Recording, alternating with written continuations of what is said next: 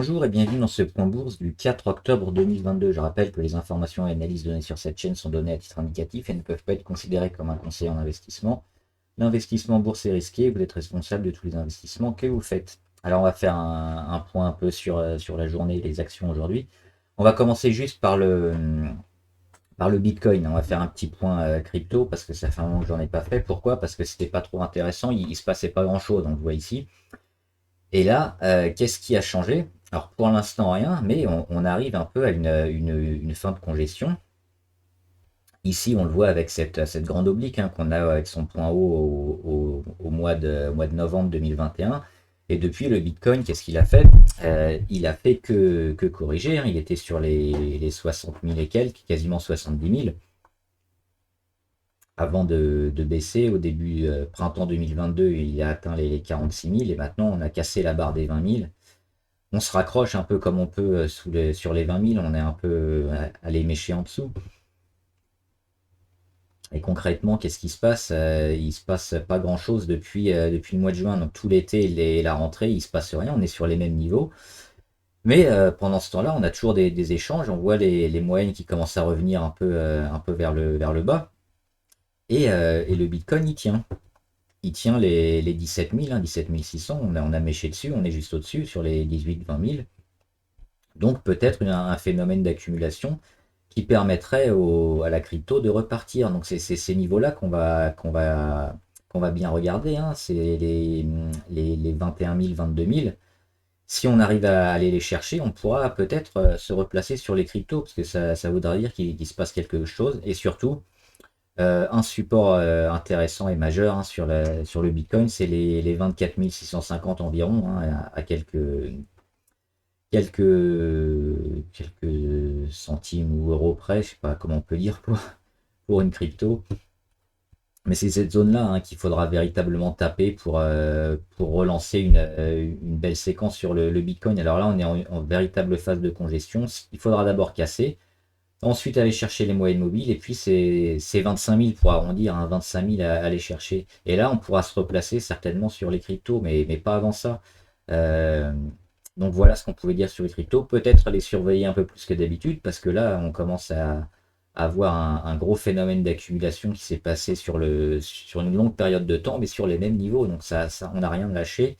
Et généralement, ça appelle un peu à un sursaut. On va surveiller ça. On va regarder ce qui s'est passé aujourd'hui sur les marchés, et notamment le CAC. On l'avait dit hier, hein, sur le point, les signaux achat et signal de vente. Il y a de grandes chances qu'on ait une belle journée aujourd'hui, ça a été le cas. On avait tout mis en place hier pour l'avoir. Donc le CAC aujourd'hui il prend plus de 4%, donc un gros chandelier énorme. On a ouvert avec un gap, hein. On était ici sur les 5792 environ. On a ouvert sur les 5850, donc plus de près de 60 points de gap à l'ouverture. Et puis on a bien monté pour finir au-dessus des 6000. Alors le support il a été bien travaillé ici sur les 5720. Il a permis au CAC de repartir. Pour autant, la séquence, comment elle est, faut toujours un peu prendre du recul et dézoomer. On est toujours dans cette phase de correction, hein, entre l'oblique rouge ici, hop, l'oblique de correction, qui a été inscrit sur le rebond, et puis la fameuse oblique du début de l'année, hein, qu'on a suivi, l'oblique sur les plus hauts du début janvier, qu'on a réussi à casser au mois de juillet. On est toujours dans cette phase-là, dans ce petit canal baissier, avec le support sur les 5720. Donc là, on fait un beau rebond aujourd'hui, mais rien de nouveau, j'ai envie de dire, sur les marchés. Pour avoir véritablement un sursaut, il faudra rattaquer le support des 6080. Alors là, on n'en est pas loin, il faudra voir demain ce qu'on fait. Et surtout, recasser ici les 6150, 6200. Pour l'instant, on est plus dans un effet zigzag, hein, qu'on a eu dernièrement. C'était mi-septembre, donc c'était il n'y a pas longtemps. On a eu cette belle phase de réaction avant de continuer à chuter, parce que c'est comme ça, c'est un effet un peu de vague, d'élastique. Et là, on a eu un gros support, ça appelle souvent un gros rebond. On va regarder les valeurs intéressantes et puis les signaux achat et vente qu'on a joué dernièrement. Sur les marchés US, Moi, je surveille surtout Google, Alphabet, parce qu'on a une belle figure qui est en train de se créer sur Alphabet. Ils ont déjà cassé leur oblique RSI, ils ont bien réagi sur leur support, une zone de travail qu'on avait déjà identifiée depuis un moment. Et on a toujours cette oblique de correction qui n'a pas été cassée, donc pour Alphabet, c'est pas encore gagné, donc on surveille. Amazon, c'est pareil, ils font une super journée. Amazon, c'est pas encore fini, hein. On est à peu près à la mi-séance, ils font plus 5%. On pourrait se dire, waouh, c'est génial, mais non, regardez, si on dézoome, Amazon, on est toujours assez moche, hein. On est ici, on a fait un beau rebond, mais on n'a même pas dépassé encore le support des 122 qui avait été créé avant de faire un gap. Donc on est revenu le combler, et là on est toujours en dessous, on est sous le support. Donc malgré une journée énorme à plus 5%, il y a toujours cette grosse tendance de fond qui est négative. Donc c'est ça qu'on peut jouer, hein, ce qu'on a pu jouer hier et aujourd'hui et qu'on va peut-être jouer en court terme. C'est ces petits rebonds ou ces gros rebonds techniques, mais qui ne sont pas encore annonciateurs d'une reprise, hein, d'une inversion de tendance, d'une économie qui va complètement se retourner. Pour l'instant, on est plus dans du yo-yo. Donc on prend un peu des positions court terme et puis on pense à mettre des stops assez rapidement parce que la tendance, elle peut continuer à aller vers le bas. Elle devrait continuer à aller vers le bas, sauf si on arrive à complètement changer cette tendance en plusieurs séances, mais il faudra avoir pas mal de chandeliers comme ça à 3-4%, plusieurs jours d'affilée, ça va être compliqué. Apple, l'exemple, Apple, ils ont cassé ici leur support des 50% de retracement. On avait la correction sur Apple qui s'est établie ici jusqu'au support des 130. Ensuite, on a eu un breakout important. On a rendu 50% du breakout et les 50% ici qui étaient matérialisés sur les 150 environ, on les a cassés. Donc là, pareil, on rebondit depuis quelques jours, mais on est toujours dans une tendance baissière. On a une oblique de correction ici, une petite phase de congestion qui va peut-être se créer entre les 130 et les 150, ça va se réduire petit à petit. Mais la tendance, elle est toujours négative jusqu'à ce qu'on arrive à impulser quelque chose de fort. Pour l'instant, c'est pas le cas. On est que dans du yo-yo, dans du zigzag qu'on a depuis un moment. BIC, moi j'avais pris position sur BIC. Pour l'instant, il se passe pas grand-chose. On est toujours dans le haut de la figure, toujours plutôt résilient.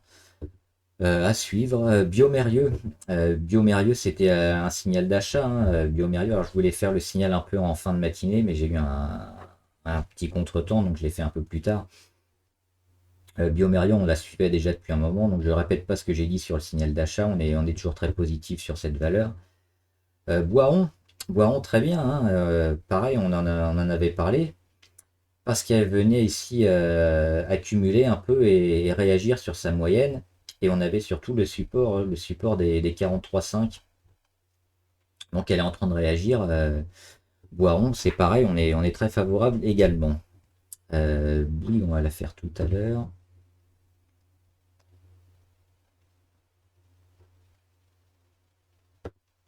EuroAPI, c'est la filiale de Sanofi. Alors Sanofi qui a un peu de mal, un peu moins aujourd'hui, mais qui a quand même pas mal de mal. Et EuroAPI, c'est un des secteurs qui est quand même les plus importants sur Sanofi.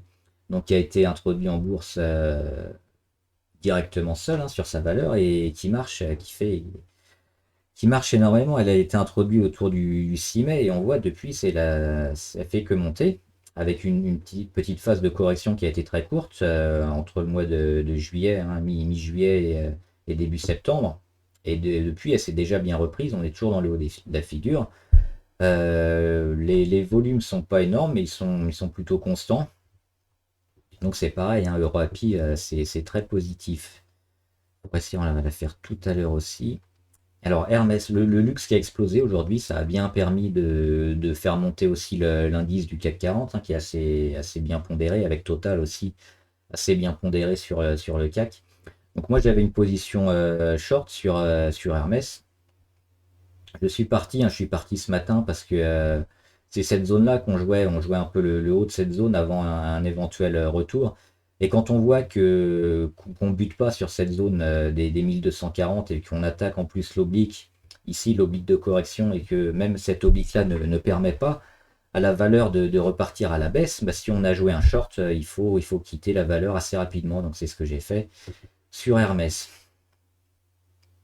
Le Lux LVMH, c'est pareil, hein.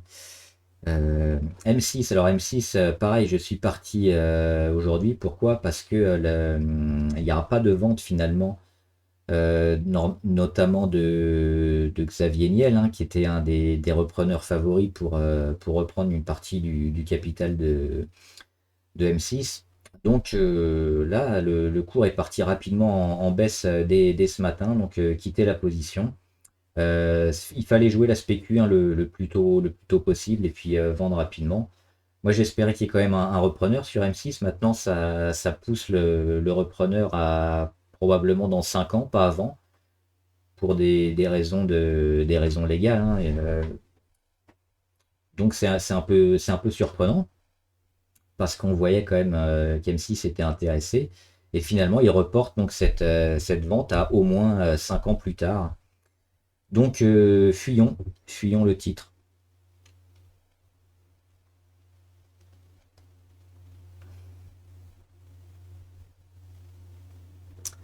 Prosus, pareil, on l'a mis en signal de vente aujourd'hui. Pourquoi? Bah, j'ai expliqué, hein, je ne refais pas ce que j'ai dit dans la vidéo de ce matin, ce midi.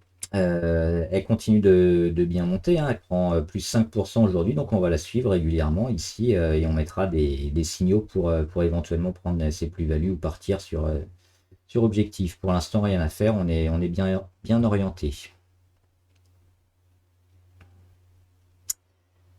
Ruby, pareil. Ruby, elle casse enfin son oblique de correction, une oblique assez pentue. Ruby, elle est un peu sous-cotée, sous-évaluée, hein, limite massacrée par rapport aux fondamentaux qui sont excellents sur la valeur. Le gaz qui devrait bien être plus plébiscité, hein, comme pas mal de secteurs de l'énergie en ce moment.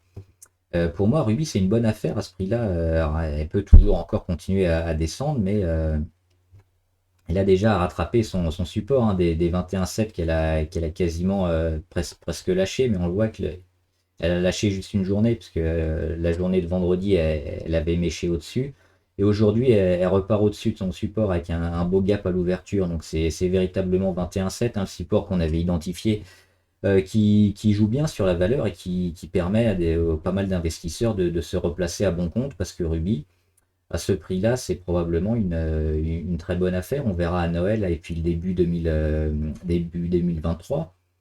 Mais je pense que pour du moyen long terme, Ruby, elle va être très intéressante. Safran, alors je ne l'avais pas mis en signal de vente. Safran, moi je l'avais joué personnellement. Je l'avais expliqué, hein, avec ses petites flèches. Et ici, elle avait bien réagi. Donc là, aujourd'hui, elle fait aussi une super journée. On aurait pu éventuellement la mettre en signal d'achat.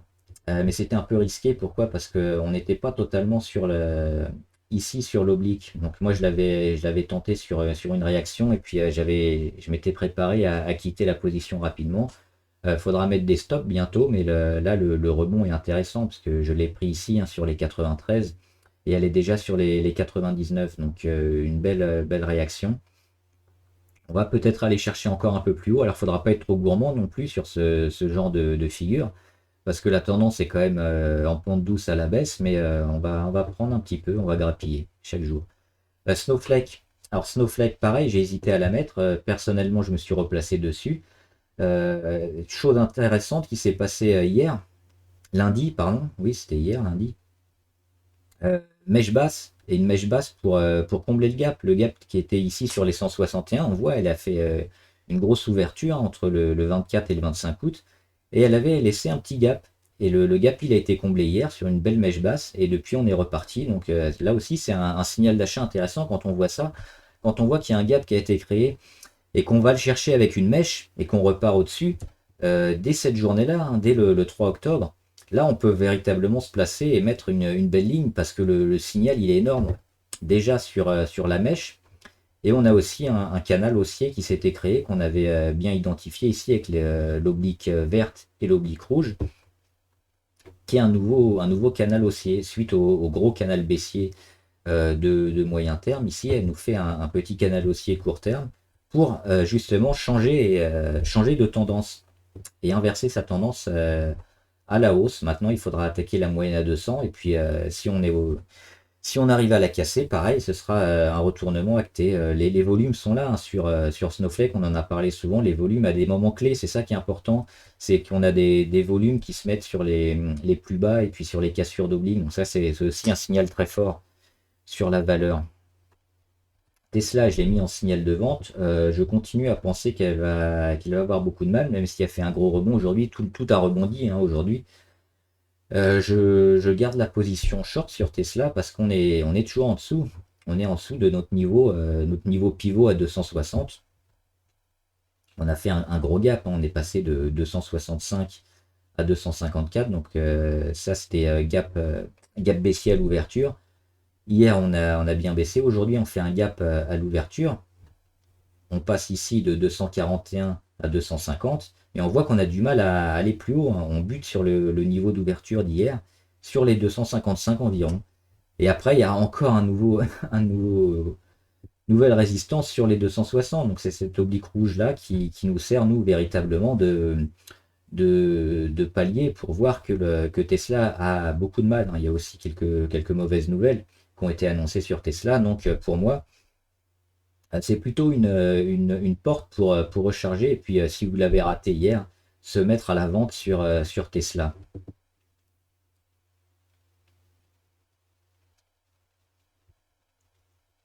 Vinci, pareil, hein, signal d'achat, j'en ai parlé dans la vidéo précédente, donc je ne me répète pas. On ira jouer certainement là, un rebond au moins court terme sur les moyennes mobiles. On va peut-être pas y aller en V, mais c'est pas impossible parce que quand on voit l'oblique ici très très pentu, qu'on a réussi à casser après une belle séquence, hein, une belle semaine d'accumulation ici et puis de zone de défense. On a pas mal de marge au niveau de la MACD. Pareil, au niveau RSI, on était plusieurs jours sous les 30 et là, on recasse un peu fortement à la hausse. On peut avoir une belle réaction sur Vinci. Donc, ça vaut le coup de se placer pour aller chercher en court terme les 90 et plus. Et on va faire les valeurs abonnées que j'avais pas fait dernièrement. Amundi. Alors Amundi, ils ont, comme beaucoup, hein, ils ont rebondi aujourd'hui. Mais ça reste moche. On voit qu'on suit l'oblique ici, l'oblique qui avait été cassé, hein, puis finalement, faux départ, on recasse tout à la baisse, on revient épouser l'oblique et on passe même sous l'oblique, l'oblique de correction. Donc ça, c'est très négatif. On a un support ici sur les 38,9, c'était le plus bas Covid. Donc on va peut-être aller tranquillement en zigzag, pareil, aller vers ces 38,9. Parce que repartir en V comme ça sans raison quand la tendance est négative depuis plusieurs mois, il n'y a pas tellement de raison. Donc on est plutôt dans un effet rebond technique que véritablement un changement de tendance sur Amundi. Donc plutôt prudence hein, si on veut jouer Amundi, parce que la cassure ici de ce support à 48,4 est quand même assez négative. Bouygues.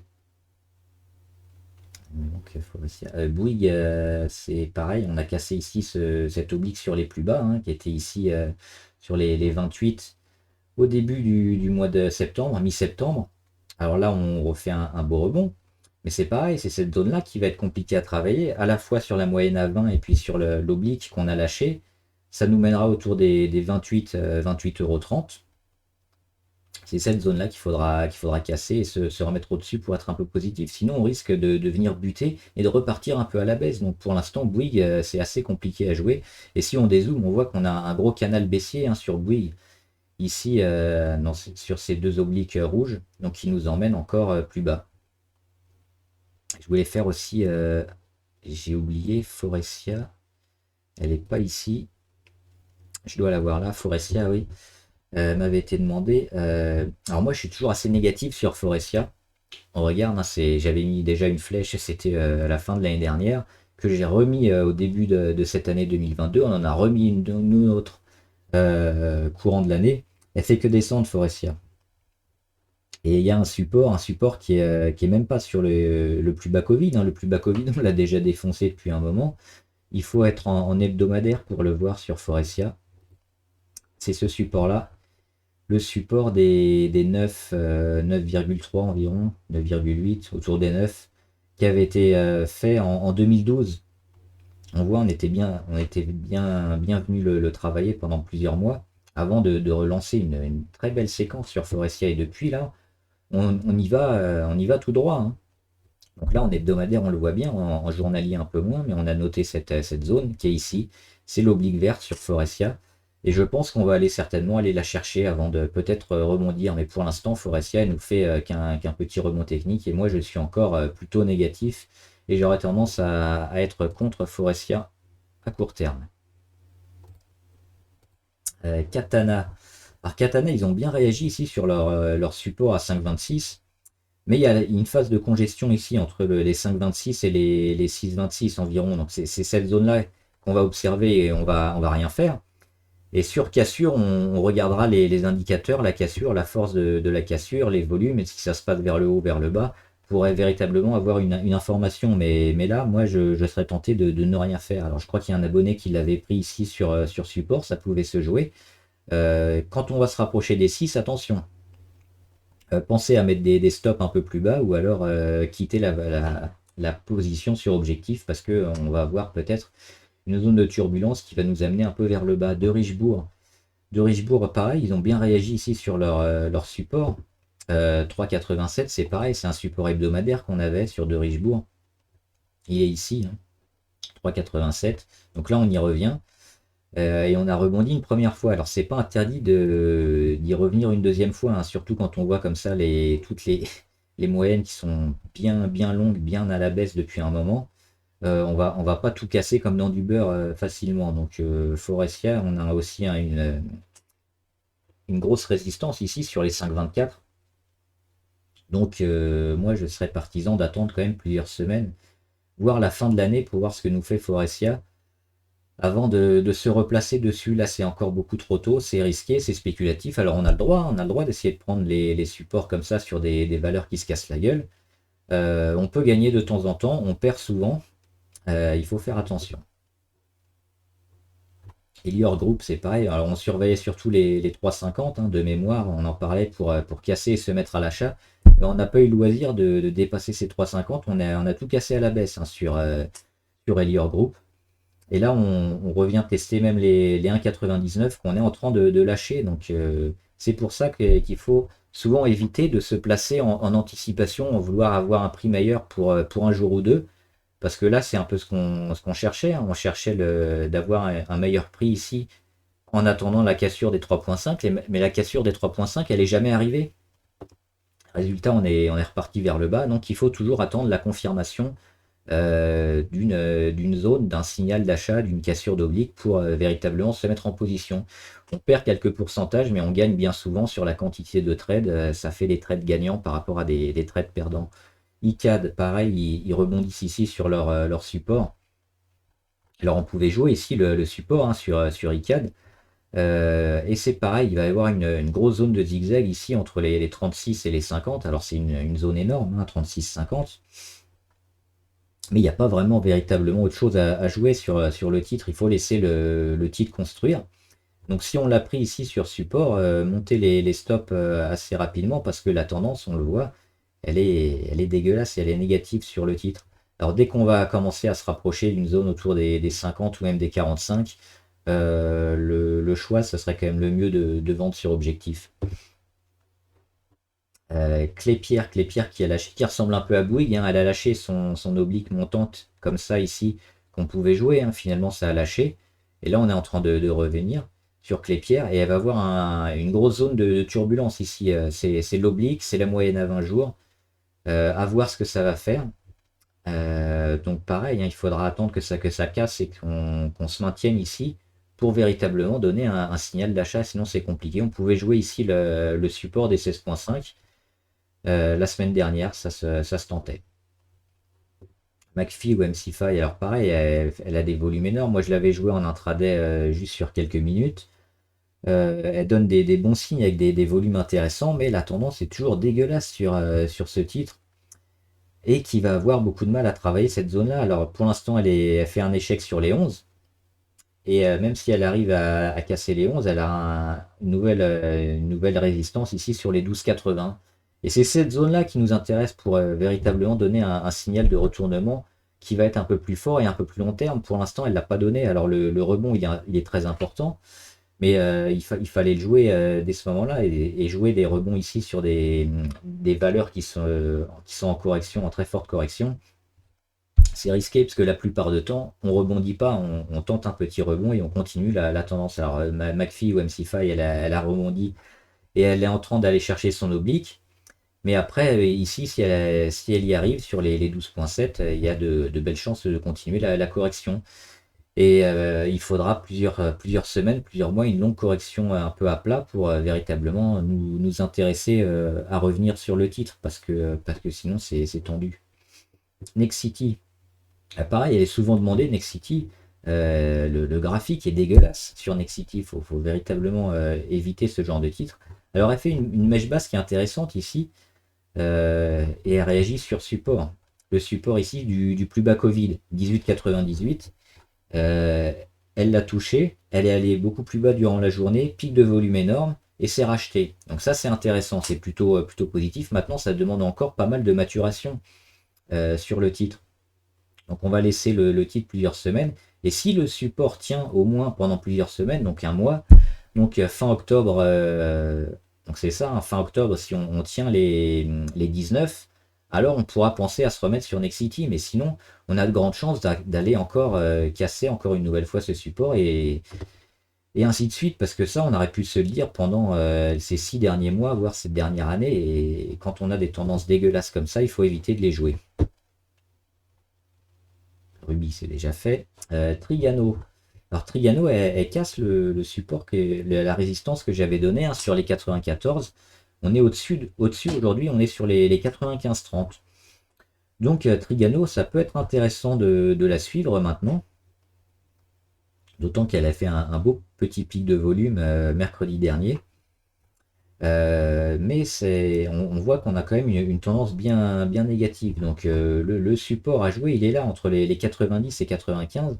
Il faudra attendre un petit pullback, une petite correction sur Trigano et voir où ça nous mène. Là, on est sur le rebond. On va le noter comme ça, hein, le rebond sur Trigano. Il faudra voir après sur le pullback. Et quelle est la zone de pullback de Trigano? Est-ce que c'est la zone des 94? Est-ce que c'est la zone des 89? Ou est-ce qu'on va en dessous? Parce que là, on a créé un gap qui pourra peut-être être comblé dans quelques semaines ou quelques mois. Donc c'est la force un peu du retour qui va nous en dire beaucoup plus sur le titre. Pour l'instant, on va laisser le titre aller vers le haut, un peu buter et redescendre. Et c'est cette descente qui va être très intéressante à suivre. Ubisoft, on suit la fin de correction. Alors moi, j'avais tenté ici hein, les 33 pour me replacer. Et puis, vu que ça avait cassé encore à la baisse, j'étais parti. Donc, on attend que Ubisoft nous place un peu un palier un peu plus fort. Il va peut-être avoir lieu fin octobre sur les 31-32 quand on aura cassé cette oblique-là. Pour l'instant, le titre continue d'être vendu, d'être bradé. Donc, on évite. Et Walmart, enfin. Walmart, j'avais répondu en commentaire. Alors, il y a ces flèches qui peuvent nous indiquer un peu la grosse tendance de Walmart hein, qu'on a eu après Covid. On a bien monté. Ensuite, une zone un peu où on est monté un petit peu, mais plutôt en façon yo-yo, zigzag. On peut voir comme ça, soit à plat, soit en légère montée. On a mis un petit plus haut ici à 159 au printemps 2022. Et puis après, grosse phase de correction. Et on en est là. On va zoomer. On en est là, on a buté sur cette oblique ici, et quasiment, alors ça c'est encore aujourd'hui, quasiment au point près, on revient chercher notre oblique, on revient chercher la moyenne à 200, mais on n'arrive pas à la casser. Donc pour l'instant, on est toujours dans une phase ici de continuation de la correction. On pourra aller beaucoup plus bas peut-être par excès. Donc là, ça serait une zone intéressante à acheter sur Walmart probablement si on y revient, les 120. Mais il faudra surtout voir le phénomène d'accumulation. Et si on arrive à le casser et à se remettre au-dessus de la moyenne, ici à 200 sur les 136 pour l'instant, on est toujours en phase de correction, donc rien à faire tant qu'on ne casse pas les 135-136. Voilà, j'espère que la vidéo vous a aidé. N'hésitez pas à vous abonner à la chaîne, comme ça vous aurez toutes les notifications quand une nouvelle vidéo sort, que ce soit une vidéo bourse ou signal d'achat ou de vente. Et mettez aussi en commentaire hein, toutes les valeurs, toutes les actions que vous avez envie qu'on analyse. On le fera ici en graphique, on y répondra aussi en commentaire hein, avec moi ou d'autres membres. Ils répondront, ça fera un peu de débat sur le forum, ce sera très bien. Et enfin, si vous avez d'autres questions sur la bourse ou le trading, n'hésitez pas à mettre en commentaire, j'y répondrai avec plaisir. Bon trade, à plus!